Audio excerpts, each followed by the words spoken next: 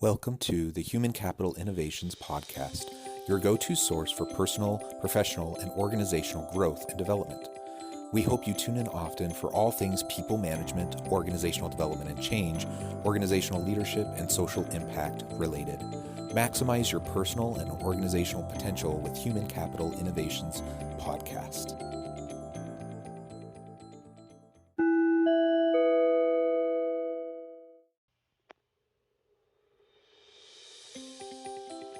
Welcome to the Human Capital Innovations Podcast.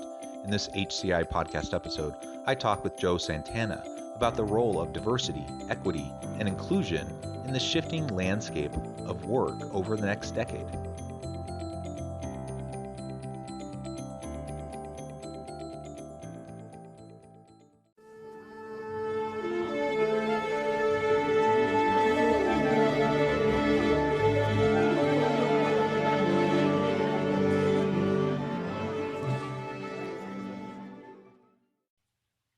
Joe Santana, welcome to the Human Capital Innovations Podcast.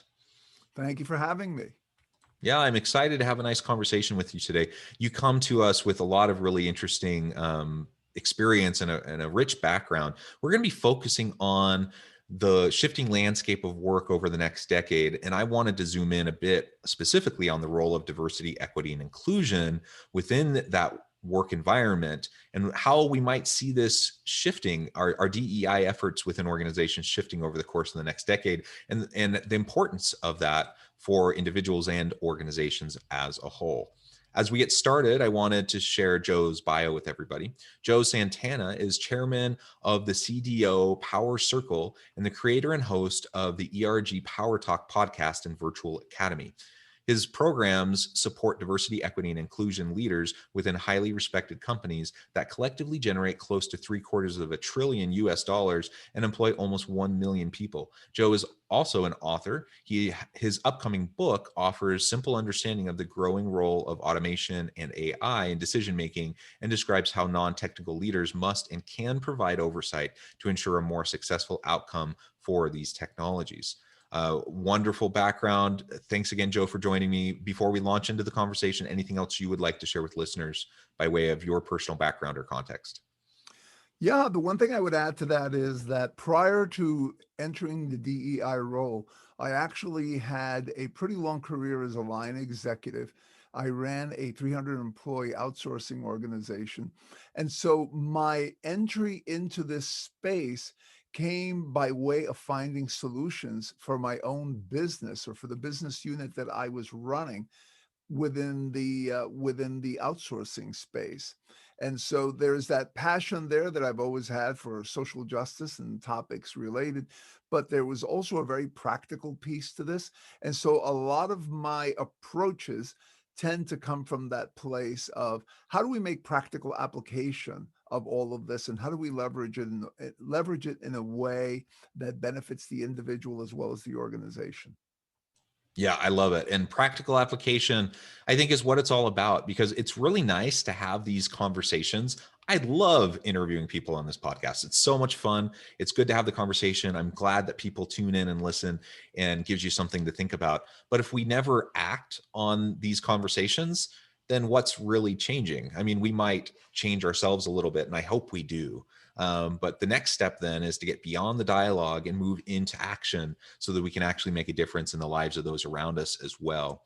And I think also just, coming from a place of privilege like I do, I'm a middle-aged white straight dude. I have a lot of privilege that I need to find ways to leverage to benefit those who are, perhaps don't have those same privileges, who might be marginalized in some way, who may not be able to speak up for themselves. And so it's great for me to do the internal work to get more in tune with myself, to check my biases, and whatnot. I hope that I'll continue to do that. I hope everyone listening will continue to do that. But we got to stand up. We need to speak out. We need to support those who are marginalized. We need to help reinvent systems and practices within organizations so that they're more healthy and psychologically safe. And that only happens as we apply all of this and we do the hard work that needs to be done in order to make a difference. Yeah, absolutely. Absolutely. And I think, as you pointed out, a lot of it is internal hard work, and it's hard work for everyone, whether it's a person who is in the minority or the majority. It is work where we need to look at the scripts and the triggers that we've developed over our lifetime within our various groups that we belong to, and look for ways to examine how maybe we can upgrade those in a way that works better within the societies that we now operate within business, and increasingly so also within the communities that we live in.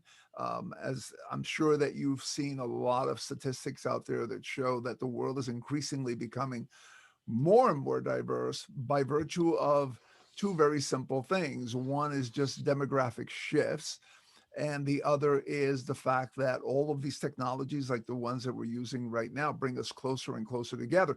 Years ago, you and I would not have a heavily diverse team unless we traveled outside of our country or we brought in people from different parts of the world.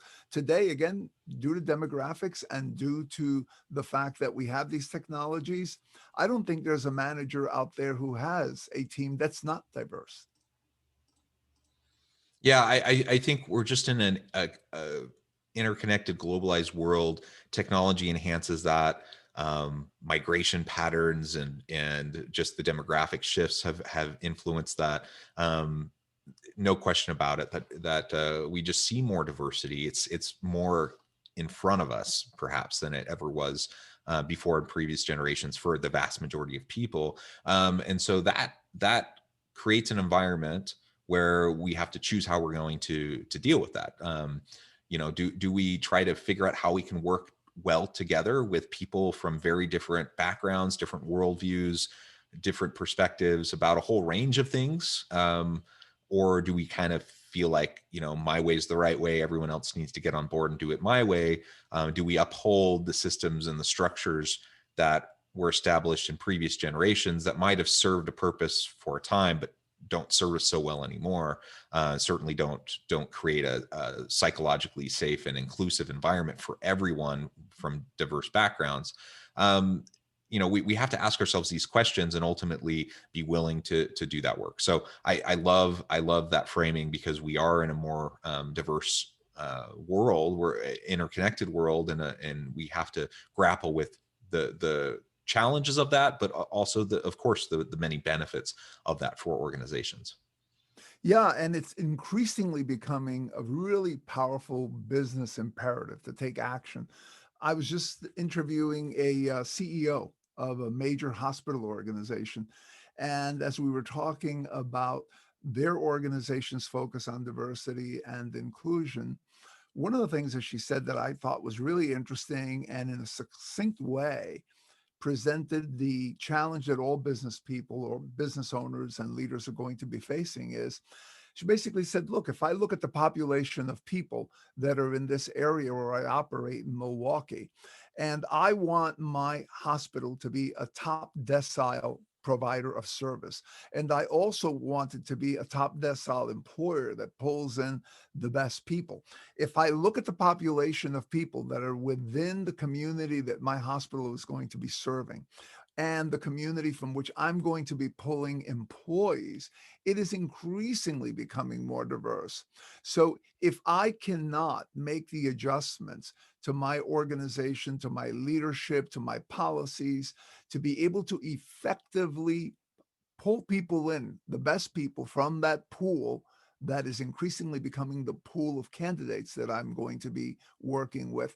And if I cannot properly serve this community because I don't understand it, or because my systems are not set up to properly serve this community, then I'm not going to be a top decile hospital.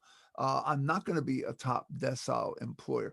So we've gotten to the point now, and I think it was Brookings Institute that said that we've reached, I think it was in 2019, we had reached a point where everybody who was 16 and younger, if you did the demographics of the United States and say you took people that were my age or a little younger than me, you'd see that a high percentage were were white. But if you went to the level of, let's say, 16-year-olds, even 20-year-olds, and down from that, you would find that the population is becoming increasingly more diverse.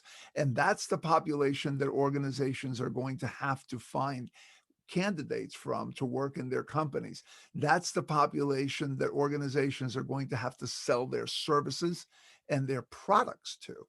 And of course, if we add to that the global element and the fact that the world is becoming smaller, we can see that this is no longer something that organizations can sit back and ask themselves, well, do I want to be that kind of nice organization that does all this stuff? But rather, it's becoming more of something where you have to ask yourself, where is my market and where are my candidates going to come from in the next decade? And what do I need to do now so that I can be in an advantageous position 10 years from now, as opposed to Yeah. trying to play catch up? Yeah, absolutely. And that's the fact is a lot of organizations, probably most organizations are trying to play catch up, right? Now, in many ways, the pandemic has accelerated things. It's forced us to adopt technologies and to pivot in ways that probably, we were already moving that direction anyways, and it just sped up the process of us moving into that space. And I think that there are some good possibilities for what that means for diversity, equity, and inclusion within organizations. You talked about the coming decade. In the coming 10 years, not only are we going to see continued disruptive technologies, we're going to see more and more AI and machine learning driven automations that occur, that has lots of implications for a lot of things throughout organizations, but also specifically for DE&I in that space. What do you see coming in the next 10 years in terms of what organizations need to be grappling with? We already talked about the demographics, and that the world's getting smaller, demographics are continuing to shift. But what do we see with this, just the broader landscape of the workplace in the next 10 years that's going to determine what we need to focus on in terms of DE&I stuff?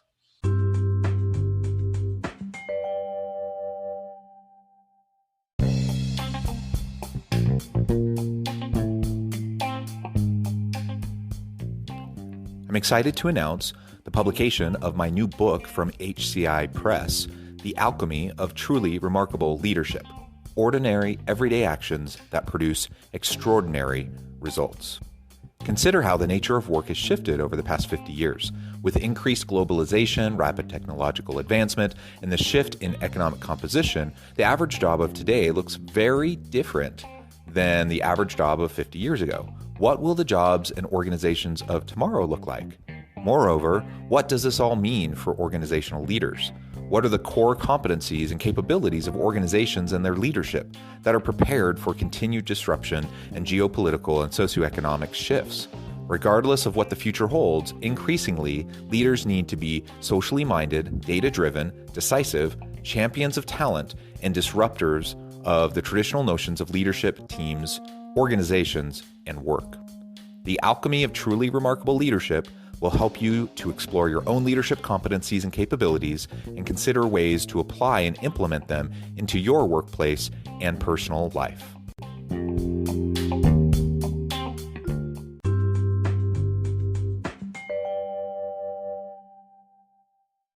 Yeah, I think that you just touched on it before when you were talking about all the technology and all the AI that's being used. And clearly what happened with the pandemic literally lit a fire under organizations in terms of the adoption of these technologies. And they do have a lot of positive potential. But the caveat is that, like any technology, there are also areas that you have to be careful, areas where you have to make sure we don't get, to use that old expression, too far ahead of our own skis.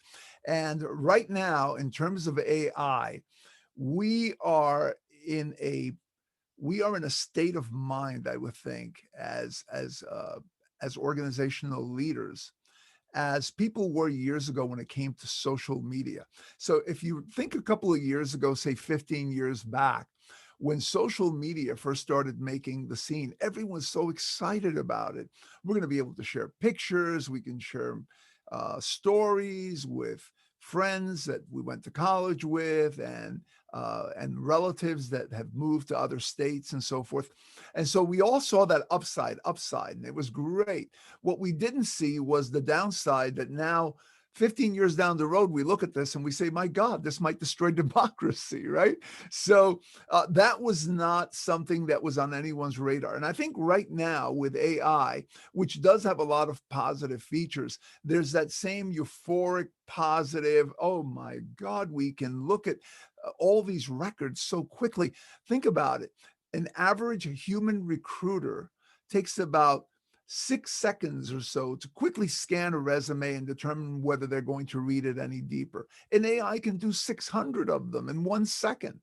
That's amazing. And also, even when it comes to things like, for example, AIs are being used today not only to scan resumes, but they're being used to do things like set salaries for people. Years ago, that was the exercise of going out and looking at occupational handbooks and what are people paid for this particular job? And what about if they're in this particular type of community or in another community? And what are the prices there? We want to make sure that we're fair and we attract the best people, but that we're not overshooting. Well, now an AI could do that instantly. The problem is that AIs are nothing more than basically the institutionalization in machines of the way we think. And so, whatever biases we have or whatever things are in our blind spots, those things get embedded sometimes in our algorithms, and we may not see them until later on. There was a recent story that I ran across about an organization. They're based out of the UK. This fellow's office, however, was here in the United States in California.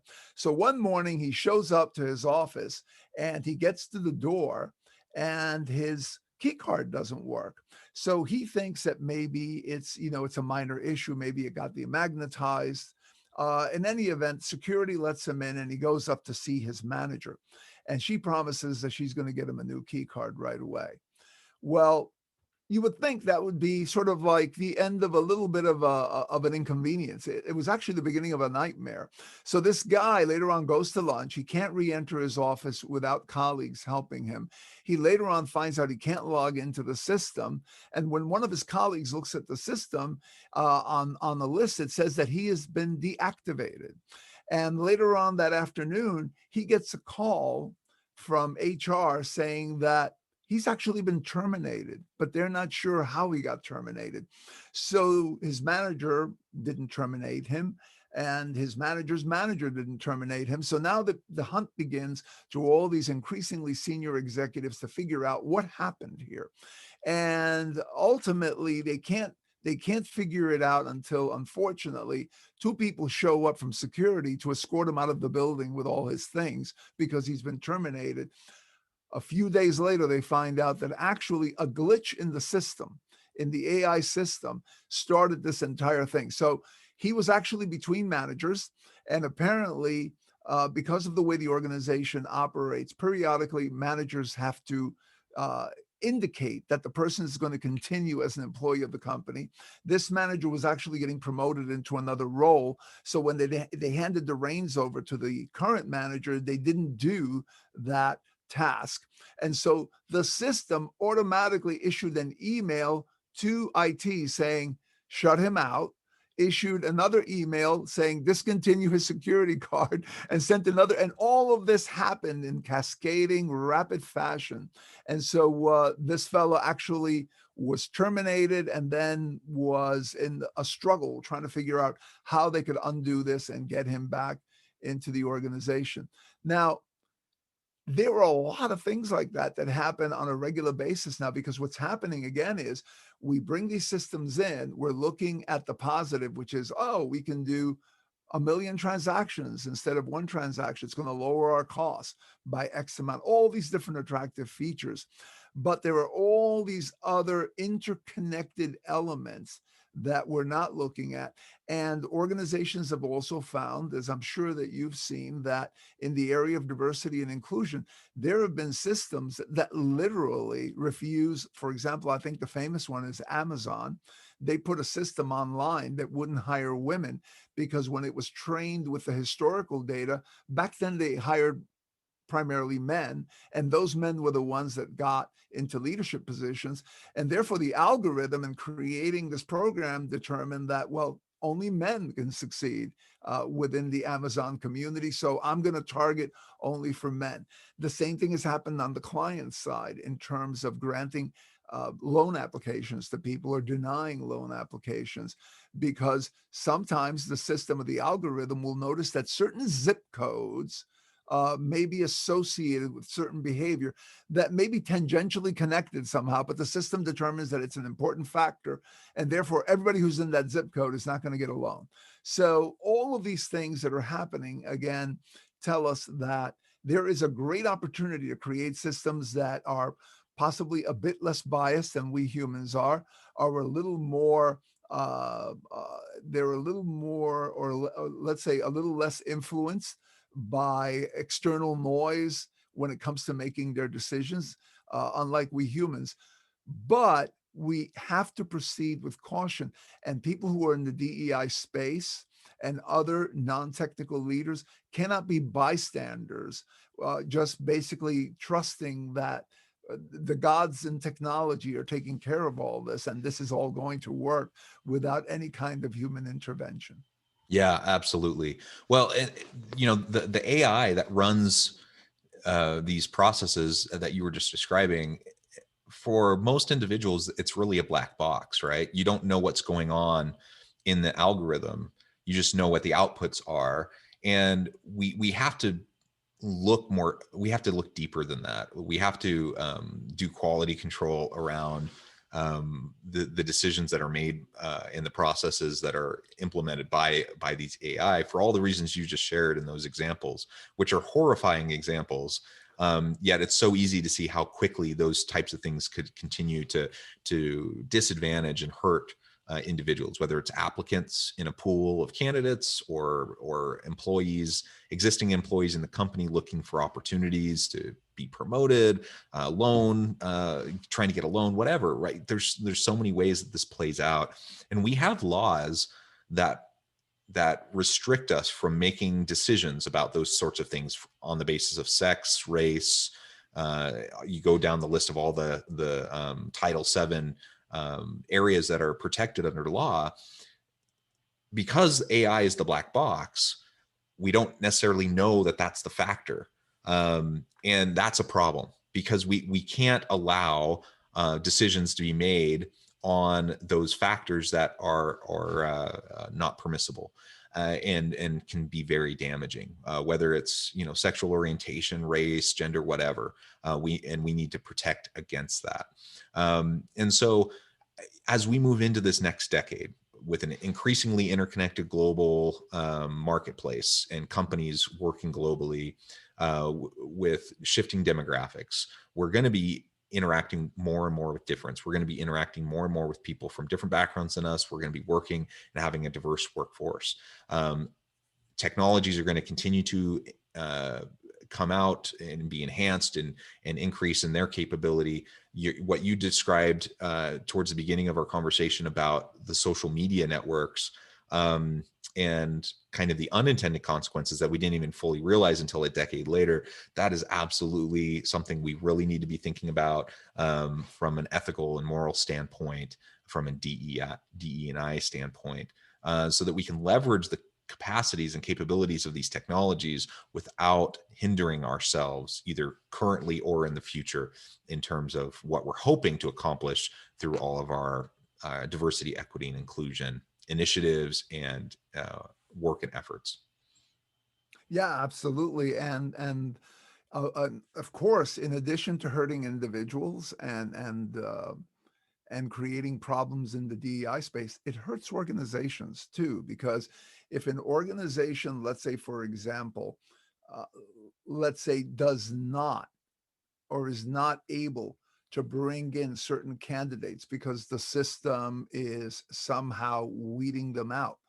Well, let's, simple supply and demand. If you create a constrained supply and your demand is large, then you're going to up your prices. You're going to have to pay a premium to get people to come in because you're not going to be able to enjoy the entire pool of available talent that's out there.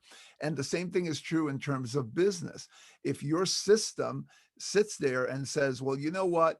I am not going to extend credit to this particular group, or I'm not going to provide a product feature that's important to this particular group. Well, then that's just basically going to decrease the total available market for that particular company. So neither of those things work in the company's favor. So in addition to just being something that we want to do because from a humanity standpoint, it's a good thing and the right thing to do. It's also the smart thing to do from a business standpoint. If you want to be able to tap into the largest, widest possible pool of talent, and you want to be able to grow your business's total available market to its maximum capacity and footprint. Yeah, yeah, amen. Well, Joe, it has been a real pleasure talking with you. I know we're getting close to the end of our time together, and this has been a really great conversation. Before we close, I wanted to give you a chance to share with listeners how they can get connected with you, find out more about your work, and then give us the final word on the topic for today. Sure. The easiest way to get in touch with me is on my website. It's Joe at Joe Santana. I'm sorry, that's my email. It's joesantana.com. So it's www at joesantana.com. And of course, my email is joe at joesantana.com. And in that website, it talks a little bit about me, but it also has connections to all the different types of groups that I run and the podcasts and other things that I am engaged in as well. So, I mean, I think the final word on this particular topic, based on where we sit right now, is that we need to, and by we, I mean leaders in general, whether they're technical or non-technical leaders in the DEI space or managers in general in all other areas, we need to start viewing AI and how we work with machines and how we work across these different groups. We need to start thinking about that as being table stakes for success in the future for ourselves and our company. Because in the future, we're going to find ourselves more and more not only working with people who are not like us, and people who maybe don't even live in the same country that we do. There are a whole bunch of countries out there recently that have started issuing a thing called the digital visa that allows a person to live somewhere else, and yet through a combination of virtual reality, robotics, and other tools that are coming online, work in another country. So all of this is going to bring us even more into this mesh of diversity and more technology. And leaders need to very quickly upgrade their skills in those areas as we move into the next decade. I love it. I love it. Thank you, Joe. It has been a real pleasure talking with you. I encourage listeners to reach out, to get connected with Joe, find out more about what he can do for you. And as always, I hope everyone can stay healthy and safe, that you can find meaning and purpose at work each and every day. And I hope you all have a great week.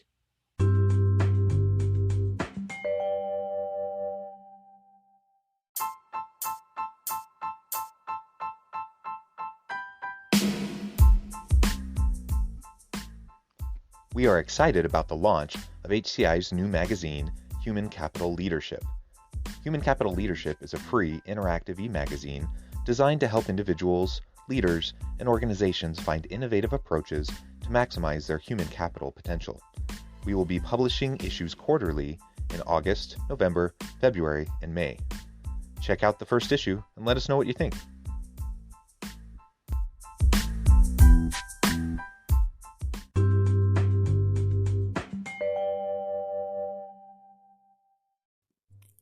Thanks again for joining us for this episode of the Human Capital Innovations Podcast. I hope you stay healthy and safe and that you have a great week.